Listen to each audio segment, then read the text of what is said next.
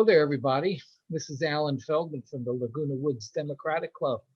Thank you for taking your time to watch today. And today we're doing another segment. I believe it's the 5th of the program, Black in Laguna Woods. If you were watching us last week, we did something a little different. We commented, we heard Reverend Dr. Charles Dorsey gave a talk to the Laguna Woods Democratic Club. Some of you might have seen it. It was our February meeting, and it's been on TV all month with Village TV. It's just that we found that this discussion, the talk that he gave was, it was so multi-layered. He's such a dynamic speaker to begin with, and he's just so multi-layered and so thought-provoking that it was worth discussing what he said. And as always, we started to discuss what he said and we ran out of time. We only have a half hour. So we're going to do it again today. And the people who were with us on the panel last week have graciously decided to do it, to sit back down here and do it this time. So I'm going to introduce them this time, because if you've ever seen the show, you know who they are. They've been on before. I'm going to go from the left to the right on my screen. We have, starting at my left, is Dr. Fran Williams. On my right is Sandra Fairley, and the other square there below to the left is Gloria Williams. So once again, thank you all for being here again, and thank you for doing it again in just a week. I know it can be an imposition. So I want to get started right where we left off, if that's okay with everybody. And where we left off, we talked about one of the things that Dr. Dorsey said, Reverend Dr. Dorsey said, was this entire racial problem that we have. Part of it is a problem of our soul. And we'd all discussed that, what that meant to us. I want to go through one of the other things he said, which I can't remember where he actually brought it up, whether it was right after that or in answer to another question. But somebody asked about reparations. And he talked a little bit, well, they could be this, they could be that. But then he kind of stopped and said, well, how do you pay reparations for the soul? And, I have a couple of ideas about that, but I want to hear your ideas. Maybe I'll give my idea, maybe I won't. But I want to hear what you guys think about that. What do you think he meant? And what do you think we can do about it? And Sandra, why don't we start with you first? Why don't you just kick it off and tell us what you think he meant and what you think we can do about it? I think he posed probably the most important question of them all. The fact is, and he said something like, just throwing money and land and material things does not repair the damage to the soul. And I think he really didn't answer how to do it. I think he gave it to us as a discussion point. How do you repair the damage to a person's essence or being or soul? And how do you do that to a whole nation of people, to a whole race of people who have this damage to their being, to their essence? And so how do we do it? I'm not sure. I think you have to do things one step at a time. You have to start someplace. And I think that's why, there's a tendency to just try to go to the material things, but it's way more than that. Yeah, that's what people think when they hear reparations. They think of money handed over. So let's go down the screen here. And Gloria, how about you? What did you think of? Something to add, or what you think of what you thought of Dorsey's comment? Actually, I went back and listened to Dr. Dorsey again, and I'm certainly in sync with the things that Sandra just said about calculating reparations of the soul. How can you give any tangible weight to damage to a person's soul? I think Sandra used the term essence, the psyche. And I just came to the same conclusion that Dr. Dorsey did, that, it's just still a question. I don't know that, we yet have the answer. And as I listened to him and started thinking too about, personal experiences, I just threw mine out the window and started looking back to long before I was born, because he mentioned, the early 1900s and W.E.B. Du Bois and all of the things that have happened in the interim and that are still happening. So I think that may be one of the questions that we have to put on our list of to be determined. Dr. Fran, how about you? Anything to add to that? Or what do you think? I agree with everything that my two colleagues have said in terms of asking the question. But I think the first place you start, if there is a starting place, I have to go to my clinical analysis, and that is realize and identify that repayment is needed or that the problem exists. And I think we've taken the first step in verbalizing that there really is a problem. The problem really does exist. And so the next step would be, what do you do about it? And when you're talking about the intangibles, when you're talking about, as Sandra said, the very essence of a human, the very soul of the matter, you have to start with thinking there is no payment as we understand payment to be, because we usually think of money, and there certainly is no money. That's not to say that money would not be needed or necessary, because money in this society has controlled so much of our being in terms of our quality of life. But when you're looking at the big payoff, I would think you would look at a combination of things. And aside from identifying that there is a problem, would be, what might you consider the most important of anyone's life or any group's life? And it took me back to the idea and the movement that's happening right now today in terms of Black Lives Matter.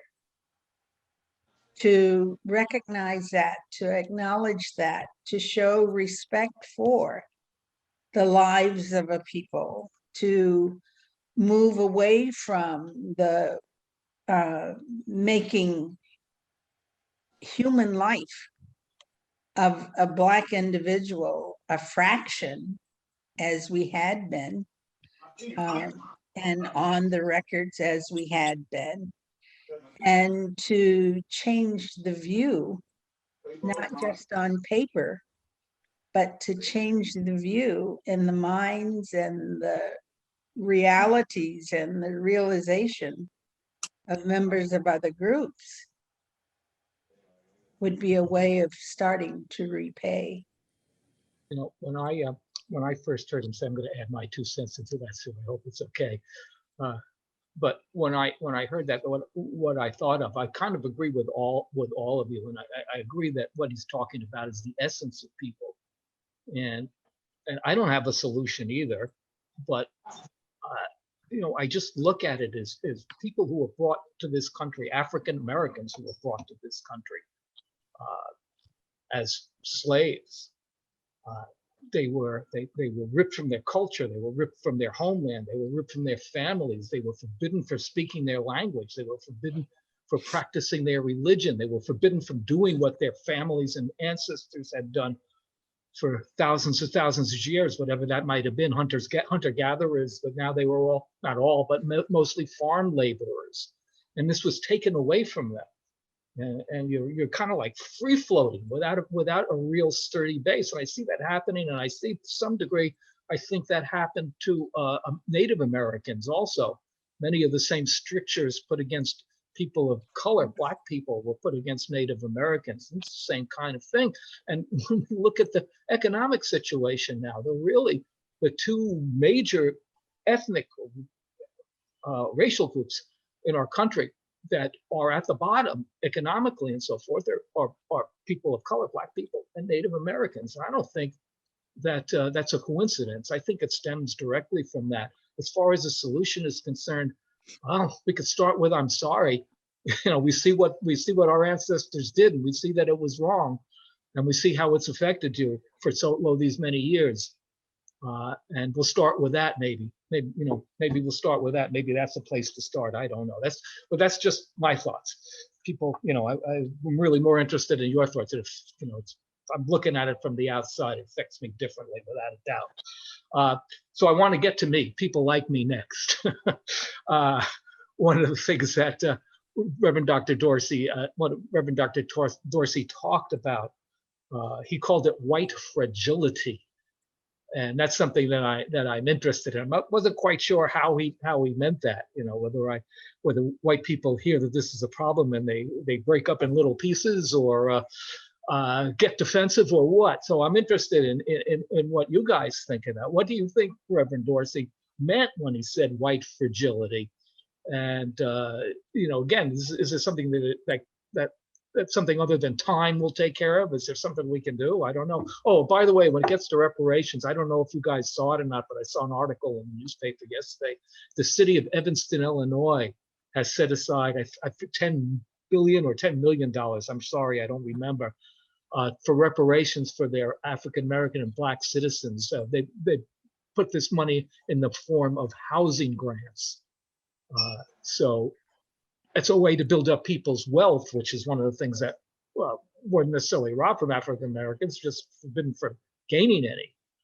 But I don't know that it soothes the soul or not. I guess that would remain to be seen. But again, that's a start also. But anyway, let's talk about white fragility.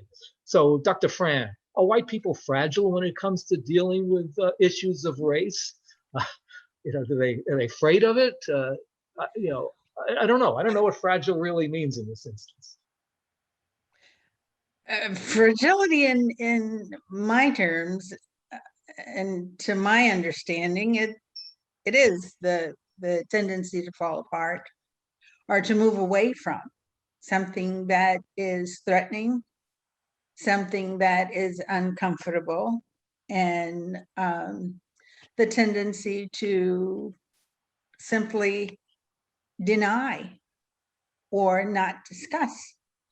An interesting thing is happening right now. And speaking of, in our response to Reverend Dr. Dorsey and the things that he said, I've been attending a series that's being done by Reverend Dr. Steve Marsh. He has a white congregation here in Laguna Woods, over at Geneva Pres.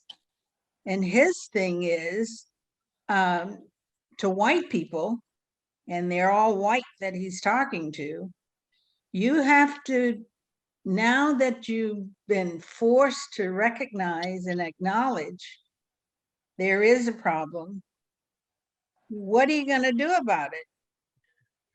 And how are you going to do about it?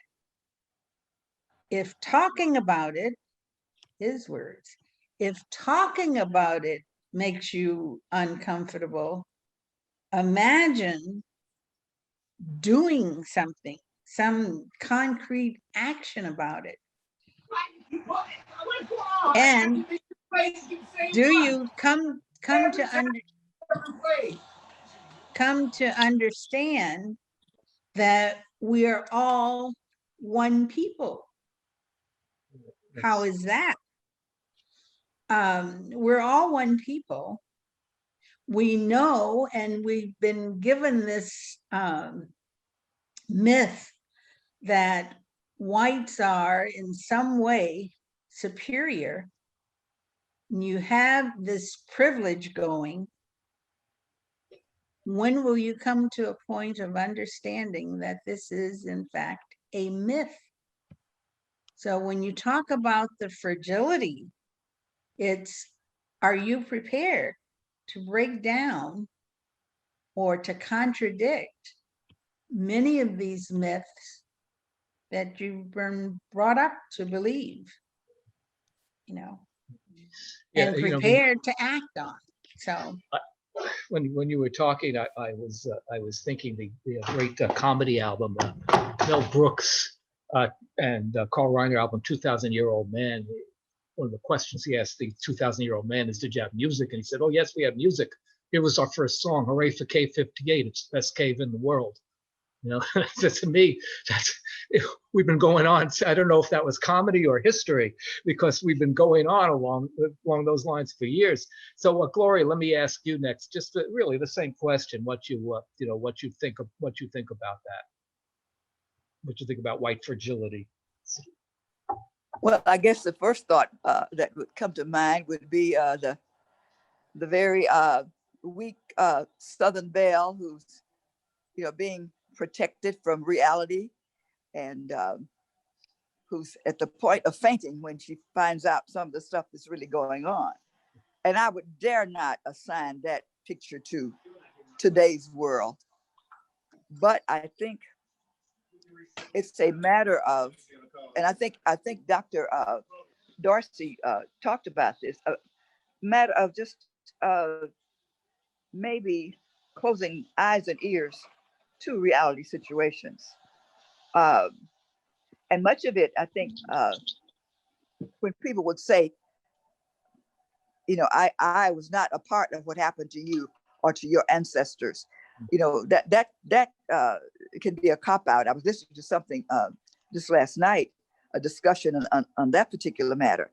And I don't think that those of us who were related to the recipients or the victims of stuff that happened, a couple of 100 years ago, necessarily blame the power structure in today's world about what happened then. But I think what we are blaming them tends to be what is not being done about it, what has not been done about it, what is not being done today.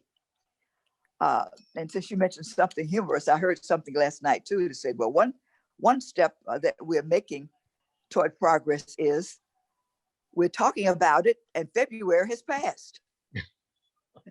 So maybe we're on the right road. Really? Here we are in March and we're still talking about it. So maybe, if the dialogue continues, and I think there has to be a lot of dialogue, and even prayers for change of heart, and for people really coming together to know each other on an intimate, personal basis before you can talk about, stop judging me by what you consider Black means. Right. I don't think there's a real answer right now, Alan. I think it's just still a work in progress. Yeah, isn't it all? Sandra, what's your take on the situation? I think one of the things Dr. Dorsey was referring to was even our own conceptions as Black people when we talk with white people. And a lot of times we hold back, maybe because we understand the damage to the soul. So we don't want to offend our white friends, because if we tell it like it really is, some are going to be offended because they're going to believe that, you're calling them a racist. I had a neighbor that one day asked me if I thought he was a racist. I said, no. And we went on with conversation, but the point is that sometimes people are racist and don't understand that they are. And so we tend to hold back what we really could share because of the white fragility. He's talked about the fact that a lot of whites won't use the word racism. They'll say prejudice, or they'll say inequities. And of course, so when you change the word, then the reparation or remedies become something to just soothe those those problems. So white fragility is limiting an open discussion, an honest discussion, because of a need we have not to offend someone else when we're explaining how there has been assault made on our own essence. So that in itself is another problem. I heard this morning on TV a conversation on The View, and they were talking about reparations being made to, I think it's farmers in, I can't remember if it was West Virginia, but one of the southern states, where the farmers, Black farmers, have historically been denied some of the federal funds and state funds provided to farmers. I mean, it's a historical thing that they couldn't get the kinds of money that was supplied to help and encourage individual farmers, especially with the onslaught of these large corporate farms. They were helping the small individual farmers. Well, they didn't give it to the Black farmers. And so, and the Black farmers have been talking about it and campaigning for it. And finally, they made a decision to give reparations to them. And so they were discussing that this morning on one of these, the talk shows, one of the most popular talk shows, with a bunch of women. And one of the members said, well, I don't understand why they didn't give it to women. And right away, it was, I don't even think they answered it correctly, because I could have said, because it was Black people who were discriminated against. That's the damaged group. And so every time we have an option or an opportunity to try to help or repair some of the things with Black people, we always have groups of people who are calling foul. They're wait a minute. Sure. We didn't do that, and you're now discriminating against us. And so there's this fragility, and there's always this attempt to somehow balance it. Like, why didn't they give it to women? Well, because we're not talking about women right now. We're talking about Black people. And right now, that's what we need to look at. It's just like, I believe we should be talking about Asian people because of what we're seeing right now. Right. Then, of course, we need to talk about Asian people, and then we need to talk about Black people. It's not always the same thing, but there's a fragility in white people that they don't want to face, that historically there has been a problem. And we know that you didn't do it.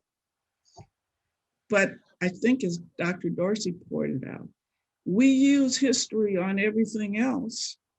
Yeah. See, you use rental histories, and you use this kind of history. Yeah. We use legacies and letting people into the major universities of this country. Your dad went there. But when it comes to looking at the history, we shy away, and we worry about white fragility. I think one of the things that comes to mind is the residue. You know, when you hear from a white person, we didn't do it, or I didn't do it, you might not have done it, but we're still dealing with the residue of what was done by your ancestors. And it's right here, very apparent in any city, USA. It's apparent that the residue is there because institutional racism that's most effective throughout our country is alive and well and functioning. So tell them about the residue of what they didn't do, but somebody in their family did. I'd like to get what you all think about that, but guess what? We're out of time, as always. So I'm sorry that we didn't get all to say something about that. Maybe we'll do it again. Reverend Dr. Dorsey gave us an awful lot to talk about. And for people who haven't yet seen his talk, it was on all February on Village TV. It was the Democratic Club's February meeting.